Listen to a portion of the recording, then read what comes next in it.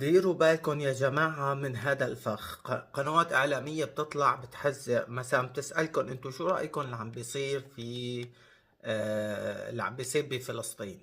فانتو مجرد انه ما اعطيتوا رأيكم هذا، طبعا لانه بياخذوه سجن 3 سنين، غير الغرامة تقريبا 3000 او اكثر. يا جماعة هذا فخ اعلامي، هن الاعلاميين حييجوا يشوفوكم انتم مسلمين او عرب ويتقصدوا انه يسألوكم.